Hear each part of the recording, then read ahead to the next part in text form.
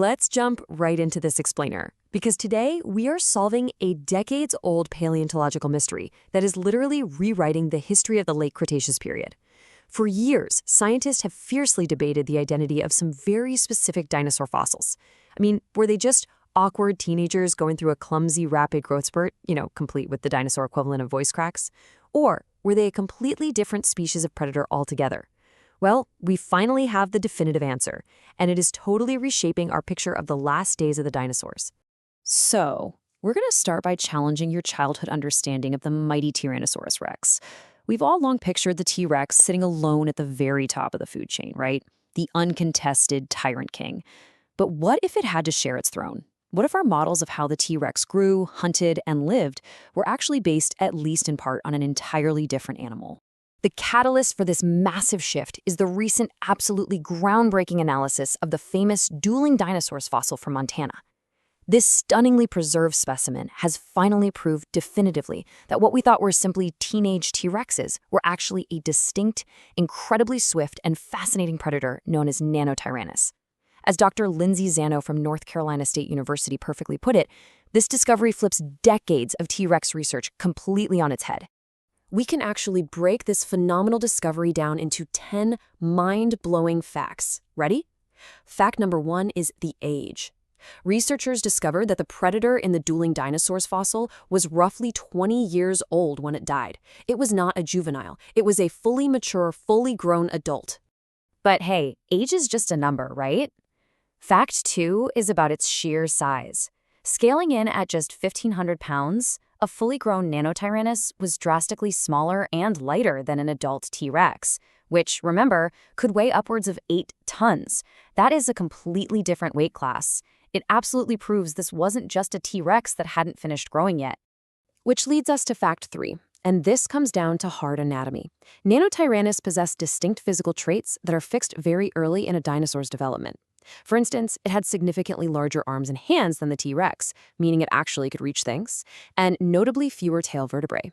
As anatomist James Napoli pointed out, for Nanotyrannus to simply grow up into a T-Rex, it would have to magically lose hand size and somehow grow extra bones in its tail. And honestly, that defies everything we know about vertebrate growth. It's biologically impossible. Fact 4 is undeniable, and it's hiding right in its jaws. Nanotyrannus didn't just have a different number of teeth. The shape and the function were entirely different. It had 15 maxillary teeth that were sharply compressed from side to side, essentially making them deadly, slicing blades. The T-Rex, on the other hand, had a lower count of much thicker, blunt teeth that were basically designed to just crush solid bone. Now, a predator with deadly jaws needs deadly aim, bringing us to fact 5, the eyes. By having a highly constricted, narrow muzzle, Nanotyrannus evolved an incredible degree of stereoscopic vision. Because its snout was out of the way, both eyes could focus forward on a single object over a wide visual field. This gave it the crucial depth perception and visual acuity necessary to be a highly precise and deadly hunter. Okay, fact 6 takes us even deeper inside that skull. The structure of the brain case proves a completely separate biological lineage. It features unique cranial nerve patterns and large pneumatic foramina, which are essentially massive cooling chambers.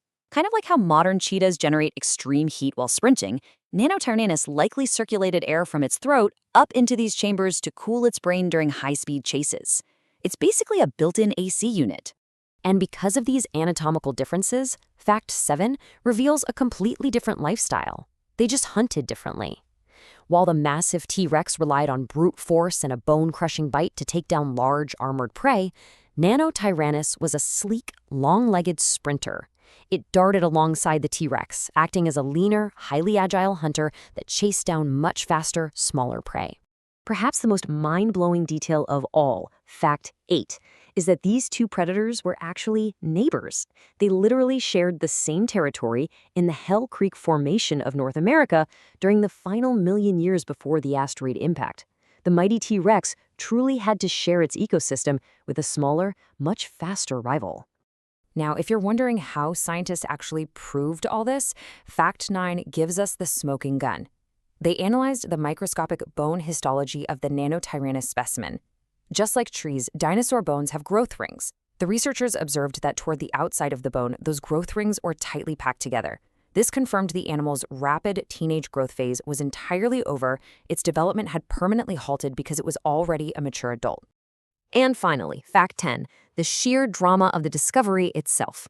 This legendary Nanotyrannus specimen didn't just die quietly. No way. It died in a literal prehistoric battle. It was immortalized in the earth while locked in fierce combat with a Triceratops, perfectly preserved together to give us this unbelievable window right into the past. But wait, this story gets even more fascinating when we look back at another famous fossil named Jane.